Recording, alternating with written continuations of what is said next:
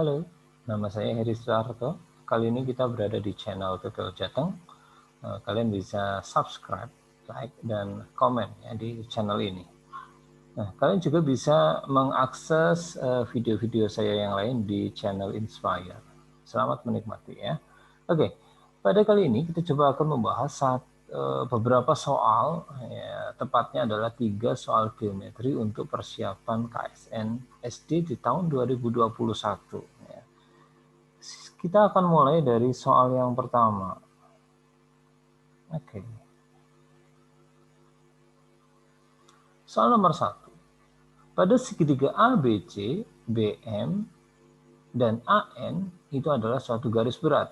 Jika BM sama dengan 15, AN sama dengan 18, dan AB sama dengan 21, maka berapakah keliling dari segitiga OMN? Ya. Oke, kita akan menempatkan apa-apa yang diketahui di gambar ya, sehingga kita bisa menganalisasnya lebih mudah tentunya. Oke, di soal disebutkan bahwa AN itu garis berat, demikian juga BM itu adalah garis berat. Artinya apa? Bahwa N itu ada di tengah-tengah BC. Demikian juga AM, maka dia berada pada pertengahan AC, gitu ya. Kemudian panjangnya AB sama dengan 21, sedangkan BM dan AN sama dengan 15 dan 18 masing-masing ya. Oke. Nah, sekarang ada beberapa konsep yang harus kita tahu tentunya ya, sambil saya tuliskan. Apa itu? Yang pertama adalah AN garis berat.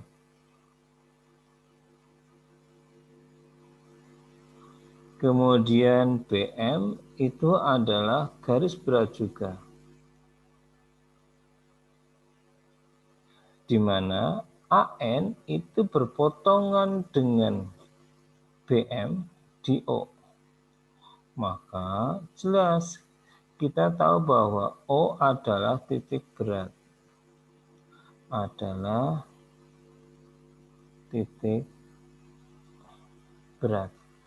Nah, kita ingat sekarang bahwa pada suatu segitiga, jika O adalah suatu titik berat, maka ada sifat-sifat yang sangat spesial di sini. Yaitu apa? Yaitu kita tahu perbandingan AO berbanding dengan ON sama dengan BO berbanding dengan OM sama dengan 2 berbanding 1. Maka apa? Atau artinya apa? Artinya kita bisa menentukan panjang ON dong. Kita juga bisa menentukan panjang OM ya. Jadi panjang ON itu akan sama dengan 1/3 dari panjang AN. Di mana panjang AN kan sudah diketahui, yaitu sama dengan 18. Jadi panjang ON itu sama dengan 6. Demikian juga kita bisa menentukan panjang dari OM, yaitu sama dengan 1/3 dari BM. Di mana BM itu sama dengan 15. Artinya apa? Panjang OM itu sama dengan 5. Nah, untuk mendapatkan keliling segitiga OMN, kita sudah dapat 2, yaitu panjang OM dan panjang ON. Sekarang kita membutuhkan panjang dari MN. Ya. Oke, saya tuliskan dulu di sini ya, bahwa panjang OM itu sudah kita dapatkan 5, panjang ON itu sudah kita dapatkan 6. Nah, kita tinggal mencari panjang dari MN. Ya, ini saya hapus dulu.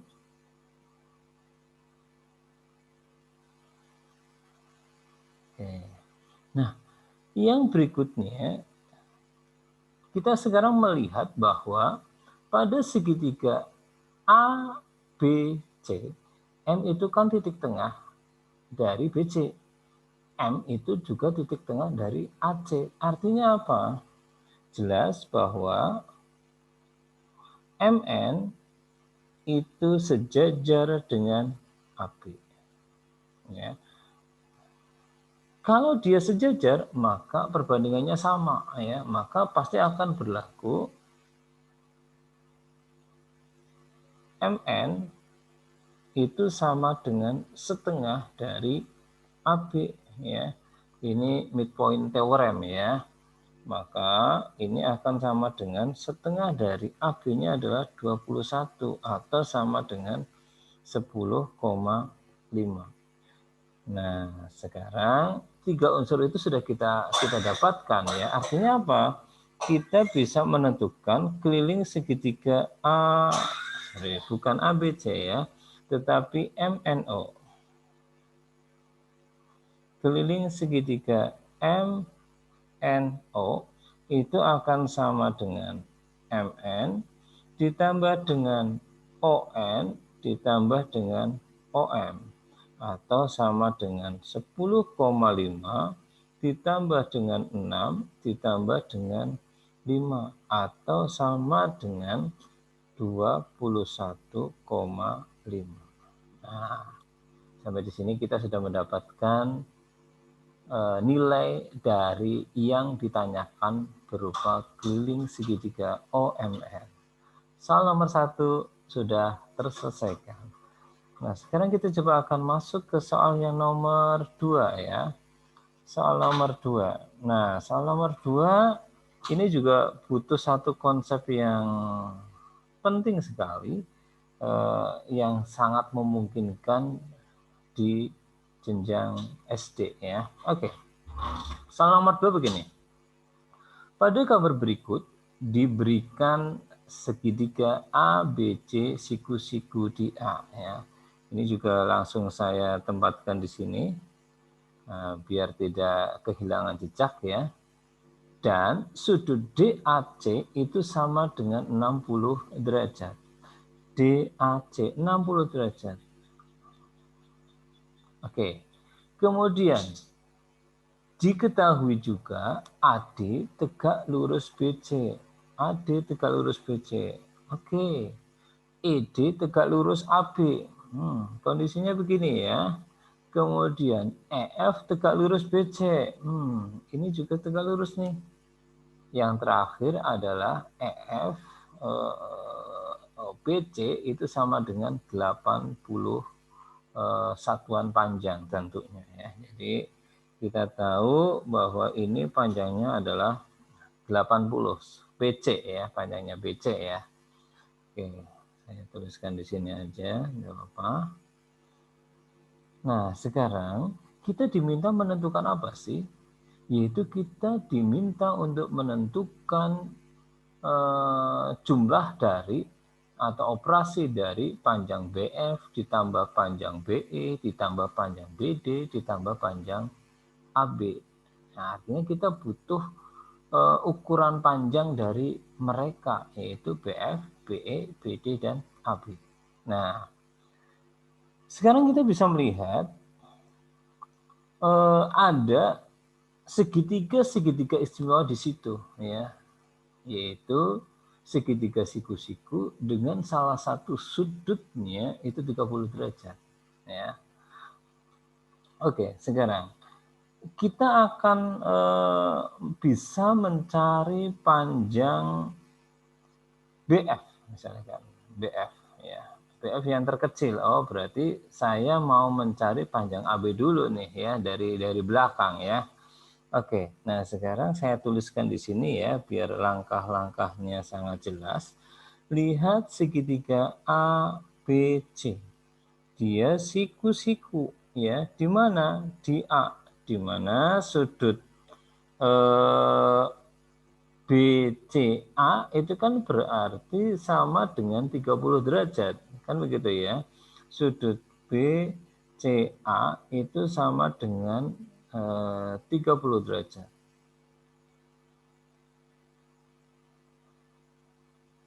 Oke. Maka sudut di hadapan sisi di hadapan sudut 30 derajat itu sama dengan setengah dari sisi miringnya. Siapa sisi miringnya pada segitiga ABC? BC. Ya, panjangnya adalah 80. Artinya apa? AB itu sama dengan setengah dari BC atau sama dengan setengah dari 80 atau sama dengan 40 satuan panjang. Oke, nah sekarang saya lanjutkan lagi prosesnya. Lihat segitiga ABD. Itu kan siku-siku juga ya, di mana siku-sikunya itu berada di D ya, dengan sudut BAD itu sama dengan 30 derajat. Ini 30 derajat ya.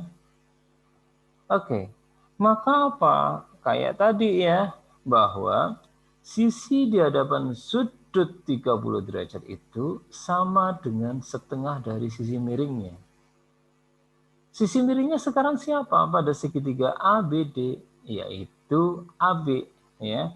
Maka panjangnya BD itu sama dengan setengah dari panjangnya AB atau sama dengan setengah dari 40 atau sama dengan 20. Nah, panjangnya BD sudah kita dapatkan ya.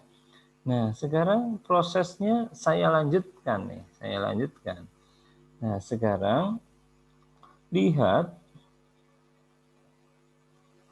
segitiga BED. BED. Itu kan juga siku-siku ya. Siku-siku di mana? Yaitu siku-siku di E dengan sudut BDE. BDE itu sama dengan 30 derajat ya. Kalau misalkan mau kita telusuri boleh gitu ya. Oke, misalkan gitu ya. Kalau ini sudutnya 30 derajat, ini siku-siku, maka pasti 60 derajat ya. Karena sudut ADB itu 90, ini 60, maka pasti ini 30 derajat. Jadi masih relatif mudah untuk ditelusuri ya.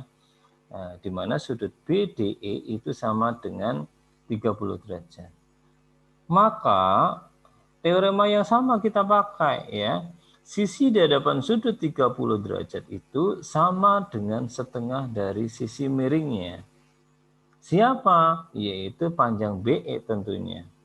BE sama dengan setengah dari BD atau sama dengan setengah dari 20 atau sama dengan 10 satuan panjang. Oke. Ini saya simpan dulu bahwa panjang AB itu sama dengan 40, kemudian panjang BD sama dengan 20, panjang BE itu sama dengan 10. Nah, sekarang kita masih butuh satu lagi nih. Saya cari tempat dulu ya. Oke.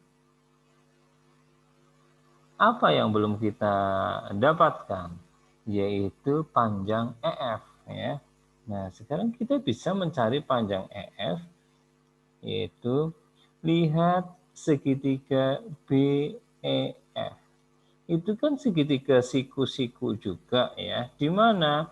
Yaitu di F. Oke. Dan sudut BEF, sudut BEF itu sama dengan 30 derajat gitu ya. Maka kita bisa menentukan panjang BF dong, bahwa panjang BF itu sama dengan setengah dari sisi miringnya. Siapa? Yaitu BE, di mana setengah dikalikan BE-nya itu 10, maka panjang BF itu sama dengan 5.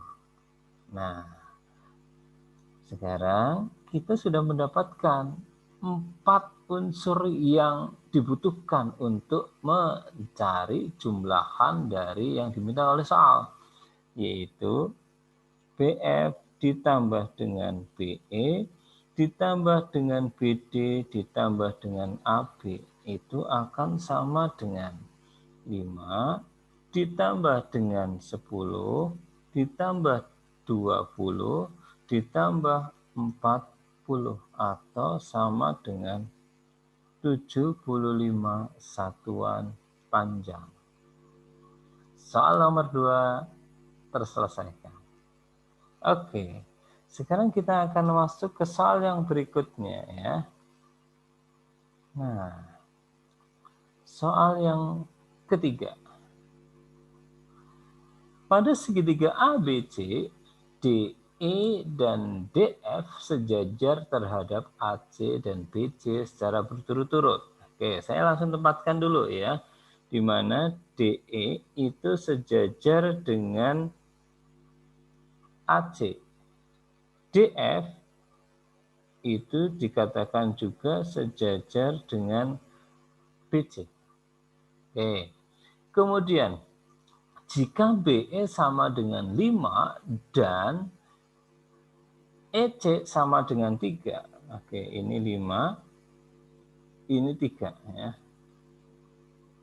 Maka berapakah perbandingan luas segitiga AFD dan luas jajar genjang DFCE ya. Kita sekarang fokus kepada segitiga AFD dan jajar genjang CEFD atau DFCE gitu ya. Oke. Nah, satu hal yang sangat penting di sini kita punya teorema kesejajaran, ya, teorema kesejajaran. Nah, saya tuliskan langsung ya. Karena DE sejajar dengan AC, maka berdasarkan teorema kesejajaran, perbandingan BD berbanding dengan DA itu sama dengan BE berbanding dengan EC. Berapa? Yaitu 5 berbanding 3. Nah, kita misalkan ya. Misal BD itu sama dengan 5X dan DA sama dengan 3X. Jadi kita misalkan saja dulu ya. Oke. Nah, sekarang yang berikutnya saya tuliskan di sini ya. Ini 5X, ini 3X. Oke. Yang berikutnya DF itu sejajar dengan BC. Maka berdasarkan teorema kesejajaran juga kita bisa mendapatkan perbandingan AF berbanding dengan FC itu akan sama dengan AD berbanding dengan DB atau sama dengan 3 berbanding 5. Ya, 3X berbanding 5X ya. Maka saya langsung tuliskan 3 berbanding 5. Nah, ini saya misalkan lagi nih. Misal AF sama dengan 3Y dan FC-nya berarti sama dengan 5Y ya. Ini saya misalkan ini 3Y, ini 5Y. Nah, yang berikutnya karena ini berkaitan dengan luas, maka kita punya teorema perbandingan luas dua segitiga yang sebangun ya. Contohnya apa? Nah, kita bisa melihat segitiga BDE dan segitiga BAC itu adalah dua segitiga yang sebangun ya. Maka kita pakai teorema tentang perbandingan luas itu tadi. Saya tuliskan dulu ya. Jelas bahwa segitiga BDE itu sebangun dengan segitiga BAC gitu ya. Maka berlaku bahwa luas segitiga BDE berbanding dengan luas segitiga ABC itu akan sama dengan perbandingan kuadrat sisi-sisi yang seletak, ya. Karena sisi-sisi yang seletak itu adalah 5 berbanding 8 jadinya, ya. 5 berbanding 8 kuadrat. Oke. Nah, dari sini maka kita bisa mendapatkan bahwa luas segitiga BDE itu akan sama dengan 25/64 dari luas segitiga ABC. Oke, ini saya tuliskan dulu di bagian atas, ya. Kita tahu bahwa luas segitiga BDE itu sama dengan 25/64 dari luas segitiga ABC. Oke, ini saya hapus. Saya hapus semuanya dulu biar tempatnya mencukupi. Oke. Nah, biar perhitungannya gampang, maka ini saya misalkan saja lah, ya. Misal luas segitiga ABC itu sama dengan X, ya. Biar agak-agak simpel aja, ya. Maka dari sini kita bisa mendapatkan luas segitiga BDE itu sama dengan 25/64 X. Ya, oke. Jadi agak-agak simpel nih nulisnya. Oke. Nah, yang berikutnya sekarang kita lihat segitiga AFD, AFD atau ADF, ya. Dan segitiga ACB, ACB, ya. Saya mengatakan bahwa jelas segitiga AFD itu sebangun juga dengan segitiga ACB. Maka berlaku teorema yang kayak tadi juga, perbandingan luas dua buah segitiga yang sebangun, ya, itu akan sama dengan perbandingan kuadrat sisi-sisi yang seletak. Artinya apa? Bahwa luas segitiga AFD berbanding dengan luas segitiga ABC itu akan sama dengan AF, atau langsung saya tuliskan aja, ya. Atau biarkan aja biar jelas, ya. AF berbanding dengan AC kuadrat atau sama dengan 3Y berbanding dengan 8Y kuadrat atau sama dengan 9/64. Atau dengan kata lain bahwa luas segitiga AFD itu sama dengan 9/64 dikali luas segitiga ABC atau 9/64 dikalikan dengan X, ya. Jadi kita sekarang punya dua tentang luas ini, dan yang kedua ini, ya, saya tuliskan dulu di sini bahwa luas AFD itu sama dengan 9/64X. Oke. Nah, sekarang bagian yang terakhir nih, ya, bagian yang terakhir. Oke. Nah, sekarang kita sudah tahu luas segitiga AFD berapa, luas segitiga BDE berapa dalam variabel X, ya, di mana X-nya adalah luas segitiga ABC, ya. Nah, sekarang kita membutuhkan luas jajar genjang, ya, luas jajar genjang FCED, ya. Maka kita bisa mencarinya dong, bahwa luas jajar genjang DFCE itu akan sama dengan luas segitiga ABC dikurangi luas segitiga BDE dikurangi luas segitiga AFD. Maka di sini kita akan dapatkan X dikurangi dengan 25/64 X dikurangi dengan 9/64 X.